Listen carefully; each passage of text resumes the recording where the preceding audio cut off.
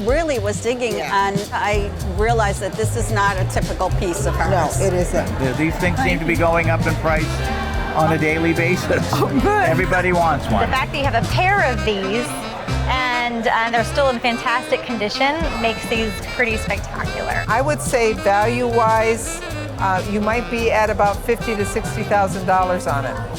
Oh, that's more than twice as much as I was expecting.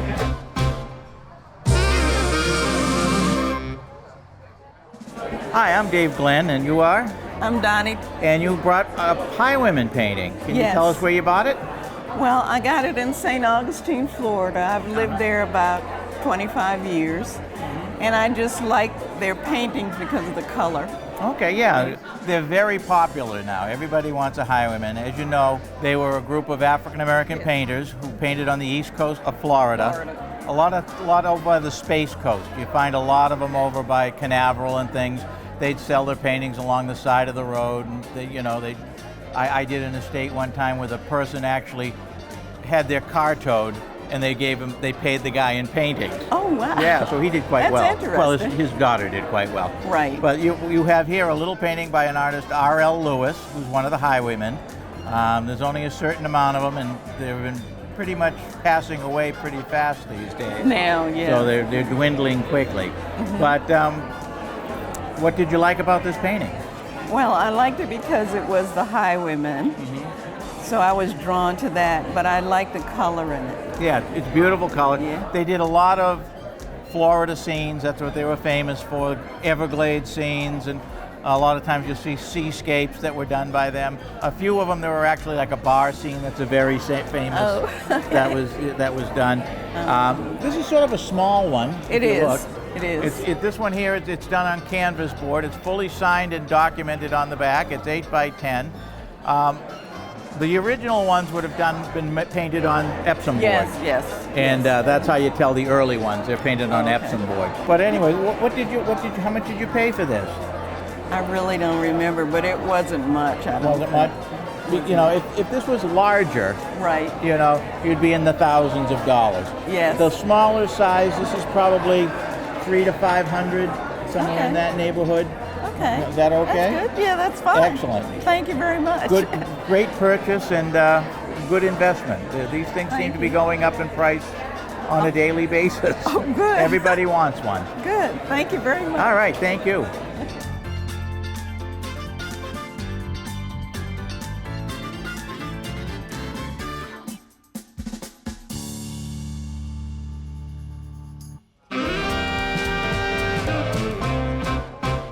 My name is Matt. Nice to meet you. This is my wife, Beverly. Nice to meet you guys. I'm Paris. Thank you for being here today. Thank What you. brings you here? Well, we have a ring that my mother-in-law had an antique store Okay. that kind of specialized in Art Deco. Okay. And we inherited a whole raft of things. Some we have some idea of, and some we have no idea. And I really like the design on this one because of the filigree in between the shield, I guess, how it holds the diamonds there, but very delicately. So that's what I liked about it. One thing that's important about this particular style, so you're right when you said Art Deco. So this one was probably produced or created in about 1930s and 40s. It's a beautiful shield pattern. I love the shape of this one. It's a very large cocktail ring.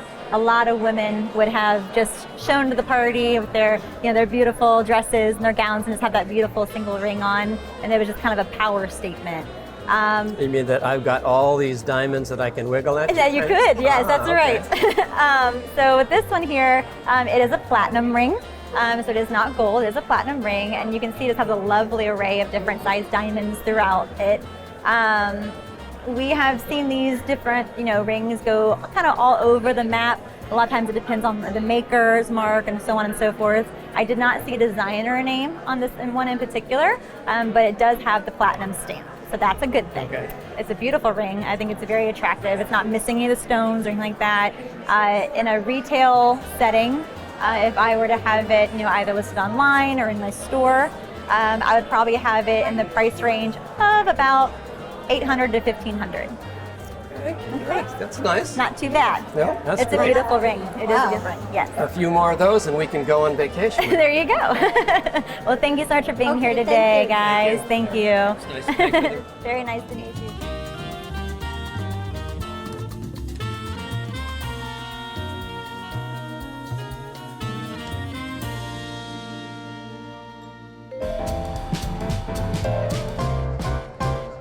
Vicky, Sarah, nice to meet you. likewise. And so what'd you bring for me today? I brought 3 pieces of depression glass. These are all from my family, from older people in the family who have passed on, and I'm interested in knowing if they are of value or beyond sentimental value. Okay, well, let me take a look. A lot of times with glassware, one of the things that we want to look for is pontil marks to indicate if it's blown glass. A pontil mark is where they break, this isn't, but it's where they break the glass off. Okay. I wonder if this one might have it. No. So these are not hand blown. Okay. I can tell that. This is frosted. You know, I don't think depression, actually. Okay. I think these pieces are a little bit newer. This one has some issues right here, some imperfections. It looks like something happened in the manufacturing process and they tried to correct it by shaving it down a little bit. But this is really interesting. It's iridescent, like, oh, it's like carnival glass. Yes. So yeah, carnival glass is in the Depression era. So carnival glass has kind of gone down in value, unfortunately. But they are really interesting pieces. I would say you could maybe get 25 for this. I think up to 45 to 50 for this piece. Some of the imperfections are adding to that. This is the one that I was saying I don't think is depression glass. I think this one is a little bit newer, but the frosted appearance to it is really attractive, and the fact that it's got all of this like scaling to it is really interesting. It's pinched on the ends. I think you could maybe get 45 to 50 for this one as well. I don't, if they were signed pieces, that might increase the value a little bit. But I think just the fact that like this one is, I don't know the maker of this offhand, but I think this is probably a common maker, you know, like Imperial or something like that. Well, thank you for the information. So these are really more sentimental pieces I than think as so. opposed to valuable. Okay, well, that's what I needed to know. And you know, glassware, just like everything else, it all comes around and gets more popular again later. So there's a good possibility that carnival glass is going to come back into vogue. Okay. So I would hold on to it, if nothing else, for the sentimentality, and then maybe later on down the line, it might be worth a lot of money. Wonderful. Thank you so much. I really appreciate the education. Sure. Thank you.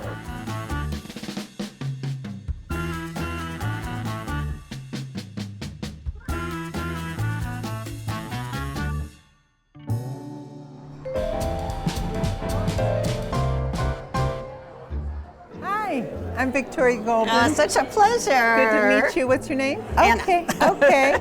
So you brought this piece in. Tell me how you acquired it. So I had an older cousin who passed, and he was very much into collecting art and music, and very arts oriented. We have a lot of artists in the family. My father is an artist, etc.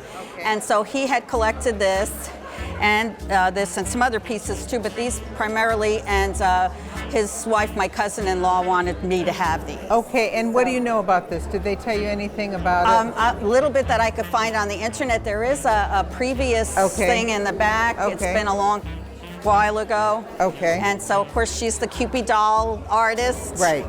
Okay. They call her Rosie O'Neill because she's the Cupid doll, as you said. Yeah. This is really unique for her work. I know. I really was digging and digging, and when I saw this opportunity, you know, as much as I have a general idea, I realized that this is not a typical piece of hers. No, it isn't. It isn't. I checked the signature. Signature's great. There's no problem with that. because it's not her Cupid dolls that she's most noted for, and it is a little edgy. Little edgy. Yes. Not for today, but for the time, I'm sure For the it was. time, yeah. And you know, she's early. She's 1875 to 1944, you know. So for her to do this kind of work, the young people could relate to this now. So she was ahead of her time. So, you know, her pricing is all over the place depending on who's the collector. So it's a small niche. I would say, you know, insurance value, I would say probably between like $5,000 and $6,000. Okay, that's good to know. Thank you. You know, for insurance. Resale, it's going to just depend on what the market will bear, you know, but it's far from the little Cupid dolls. I know, the little. when I looked this up, it was striking. It is striking. It is striking. That it was not a Cupid, you know, not related to a Cupid Okay, doll. and then This you is have a this mess. one. Yes, and of course, this is the guy who did the Uncle. I did find out enough about this being the Uncle Sam, and I'm not. This was once glued onto here. Okay. But I don't know who did that Okay. and why they did that. Maybe the rest of it, and it is quite a bit of a mess. I Okay. realize. But Okay. And what do you know about this? He did the posters. He's the illustrator that did the Uncle Sam Wants You poster. Wants You poster. And others, exactly. obviously. The but- one that says is Yes, pointing he's pointing his finger. Yeah. So this is an original drawing. You know, I could see that there's all the brush strokes and everything, and so it's a graphite drawing, Okay. and I would get it nicely matted and framed. Should it be cleaned before, and is it worthwhile doing that, or that was one of my questions? Okay, because it is a mess. Okay, so paper conservation is tough, and it's costly. Okay. So if I were you, I would just give it some TLC now. Okay. Get it matted and framed, Okay. and then you could have them very do that, carefully adjust that, put that then. right in front, and that would be good. But you've got value-wise, I would say like $250 to $450, something like that. Okay. Yeah, I didn't think it was, you know, would get huge amounts of money Yeah. or whatever for and it, then but I if there's just a wanted to. collector that wanted that- it resale, then it could go up to like $500 to $600. Yeah. Okay. Great. Yeah, wonderful. All right. Pleasure meeting you. Same Okay, here. Take care. Thank you. Okay.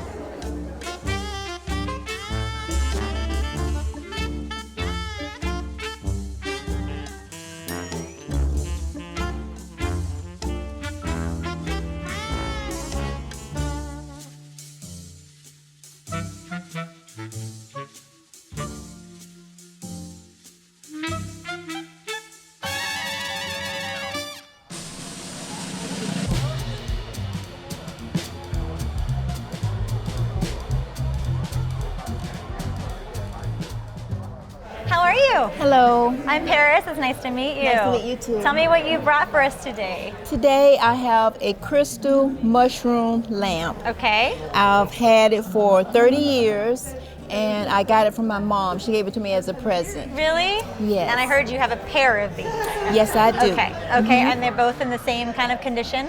Same, and it was made in Italy. Uh-huh. And it's all one piece. Yes, I've noticed that.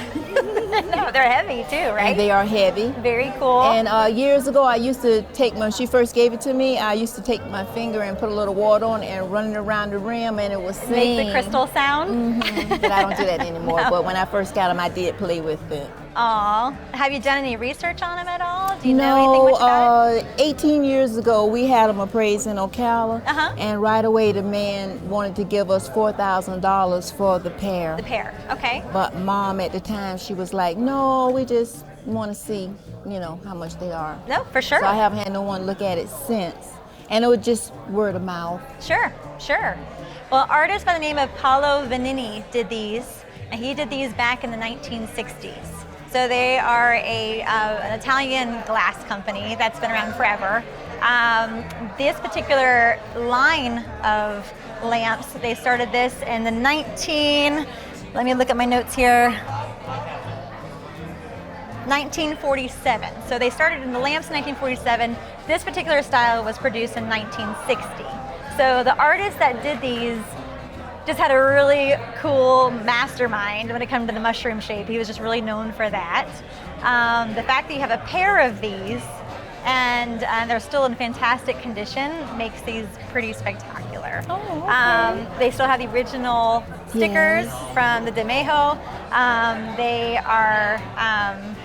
They're just cool. And Murano glass, you know, unfortunately a lot of glass over the years has gone down in value because it's not as rare, it's not hard to find anymore, there's not as many collectors. But Murano seems to kind of keep trending up. So a lot of the small figurines that you see more often, people are still collecting left and right. I know in our store we're selling them like hotcakes. I did a lot of research on these, and for a pair of these now in today's world, they are selling for about $7,000 to $9,000 per pair. So it's a good thing you didn't sell them for $4,000. Yeah, Mama didn't want to because he was too anxious. He just slapped them $4,000 down and said, "Here, you got cash money," and she say, No. It's a good thing you hung on to them because now they're selling about $4,000 each. So, and honestly, I feel like they will continue to trend more and more because they are mid-century modern. Now, I would. Gracious. I would. Yeah. So they are mid-century modern, very, very popular type of style right now. All the younger generations are all decorating in this, and they're a hot commodity. So, yay!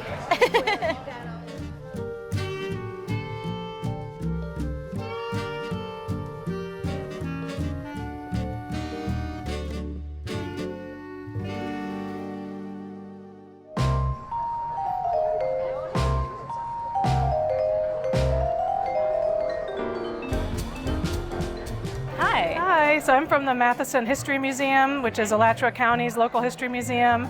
And this actually came out of our historic house exhibit there. So it was owned by the Matheson family. It's from the 19th century. It could be as old as like the 1840s, but probably more like 1870s just based on the family history. And you know, it's a fire screen, but obviously used by the family. I want to know more about, you know, how it would have been made, why they would have had one out of silk that was so decorative. Our other fire screens in the house are metal, more functional. And there were some people in the family who were very talented with textile arts and painting, and I wonder if there's any chance it could be something they actually made for themselves. Okay. One thing I can tell you is that they would have some actual fire screens, like the metal fire screens, and then they might put these in front just as decorative items because it looks a lot better than having like a metal thing. You said you wanted to know if it was handmade? Yeah. Okay. Specifically, there was someone in the family who made silk, who raised silkworms, and we have, you know, little scraps of silk that she made. And I just, you know, I'm not knowledgeable enough to be able to tell if this could be hand woven silk. If I could, I just want to turn this around. Yeah, feel free. Yeah, I actually love the back because you can see they really used it. Yeah, that's what I wanted to point out is the fact that you can see all of the ash and soot right here. So they did actually use this in front of the fire, which seems like a dangerous thing to do with silk. Yeah, you would think. I agree with you about the age. I think mid-1800s. You said 1870s. The way that they have bent the wood and everything too, I think this is absolutely handmade. As far as if they made the silk or not, I'm gonna turn it back around. So I think this is hand painted on here. Wow.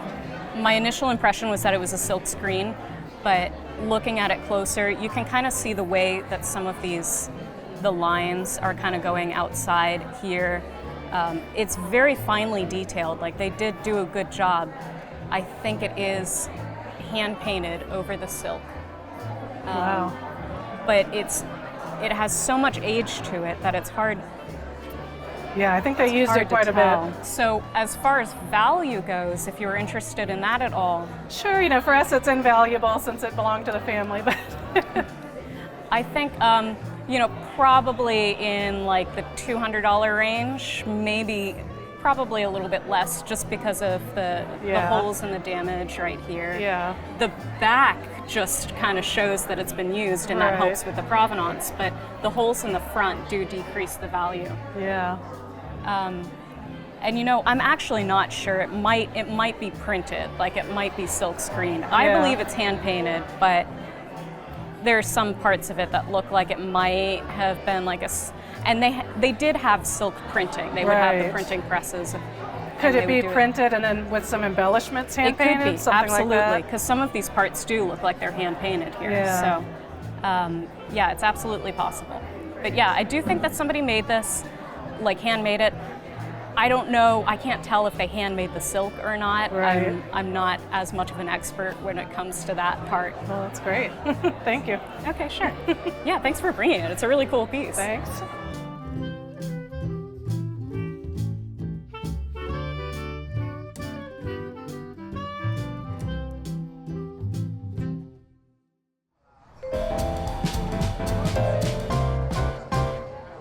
Hello, thank you for Hi. joining us today. Thank you. What do you have for us? Well, I have some items that I passed down from my mother. She's had them for years and years. She was kind of an antique dealer, so these were kind of some of my favorites that I grabbed today and just thought I'd get a little bit more background on them. She had beautiful taste. All of these pieces here are exquisite. Definitely some things that would catch my eye if I was out shopping in today's world. To kind of start out, something that I see you have multiples of are going to be your brooches. So the brooches that you have here are absolutely stunning. They are from your Victorian era. A lot of times, I'm going to push him back a little bit, a lot of times these were done in either a mourning situation. So if someone passed away, I see. They would be done for them as a gift, or they could be doing for terms of endearment. Oh, so wow. for instance, if he traveled or if he was, away from his wife, they could have been done so that she could hold on to him while he was gone. Oh, that's fascinating. And a lot of the religious ones are also done in this time period because they were worn for just that good feeling, that they had. The child, I love the child. That's one of the first times I've seen the child. The way that they did these are all porcelain, just like you have your porcelain vase here. So they are all porcelain. And the way they painted them, believe it or not, was typically with a feather. So that's why if you can look really close into a lot of these details here, you can almost see swift little pieces, and it's all hand painted. A lot of them with the feather, just a very, very, very minute. Yes, I definitely see that in his hair. And you can see them under like these really heavy scopes sometimes. It's really, really great that they used to be able to do such fine art in such a small piece. I mean, it's unbelievable. This one here, it was wonderfully preserved under the glass. I love the way they did this to preserve her. She almost looks Dutch in the way that she's dressed, but these are all just phenomenal little pieces. I heard you have a collection of these. Yes, I have probably about 12 brooches. That's fantastic. That's fantastic. And they're all going to be different, I'm sure, right? Yeah, these are all different in some way or form. The outer layers on here are not gold by any means. A lot of them are just brass, but they're just fantastic in the way that the art is in what's painted on here and how they did it. And whoever did these just did a phenomenal job. On average, if I were to put these in a retail setting, I would probably put her, because she's a little bit larger, in a showcase for about $450 to $550. And the smaller ones, you're looking at about maybe $350 to $400. And a lot of times it just depends on what it depicts. I see. So whether it's religious, sometimes might have more value to more of your religious collectors. Right. And then some, if this is a mourning piece or the child, then it's just very unusual. So these are gorgeous, love these. And along the way, putting that in a larger perspective, this is a stunning vase you brought in. I love this so much. Yeah, I love one the of my cows. favorite pieces. Oh my that gosh! I have. Let's look at the faces on those cows. They're just the cutest things. I love them. So this one was done in Vienna, Austria. I don't know if you've ever been, but it's a phenomenal place to go. And if people who have visited will notice that there's a lot of art in Vienna. They were really known for their art, and it's just they do a phenomenal job with their detail-oriented, the buildings they have there, all the structures, the architecture, all the way down to their vases and their artwork, right? It's phenomenal. This piece here was done in about the same era of these. So you're looking at 1880s, 1890s on these. These may be a little bit earlier in age. But a piece like this, it's in perfect condition. It is hand signed by the artist right through here. And it does have the nice Vienna, Austria mark on the bottom. In a retail setting, again, I would probably be able to put a nice listing price of about $450 on this one as well. Okay, it's gorgeous, absolutely gorgeous. Thank you. Thank you so much for sharing. All right. Yes, I appreciate your information. Yes, all right. Absolutely. Thank you so much. Thank you.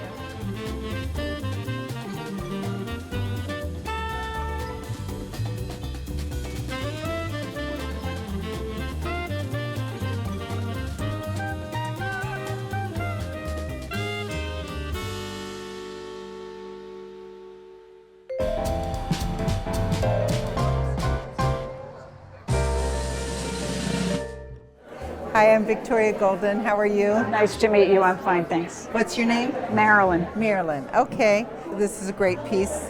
And how did you acquire it? It came to me from my first husband's grandfather, who had owned it for a long time. Okay. All And right. he died in '78 and I got it. Okay. And do you know much about this? Well, I believe it's by Thomas Hill, who did a lot of painting in the West. This Yes. is from the Yosemite Valley. Yes. So you actually have a really special piece here. So this is one of our stars. Thomas Hill was a British American artist, 1828 to 1908. And he had a beloved interest in Yosemite and all those areas. There's a lot of collectors for these pieces. He's actually had some pieces sell for $135,000, quite a bit larger. I looked on the back, it has the proper age to it. In terms of like cleaning it or anything, I would just let it be, because a lot of times it loses the, someone may make a restorative issue. If there was like, say, a hole or something like that, then I would conserve it. But I think it's fine just the way it is. You're taking good care of it. It could brighten up if it just had like a cursory cleaning, but it is keeping with its age. So I would say value-wise, you might be at about $50,000 to $60,000 on it. Oh, that's more than twice as much as I was expecting. So that's kind of exciting, yeah. So you've done a good job in being a good steward to this piece, and I would just continue to do it. But it's beautiful. Do you have it hanging up in your home? Okay, prominent place. Keep it away from any kind of heat, AC, any kind of thing like that. But no sunlight. Oh, and no sunlight. Yeah. So I think you're doing well with it. So it's a very special piece. So Thank glad you. you brought it in. Thank you very much. You're welcome. My pleasure. I brought a painting by Thomas Hill. It's called The Sentinel. I thought it had value. I thought it might have a value around $20,000, and it turns out it's more than twice that. I'm amazed. I'm just shocked.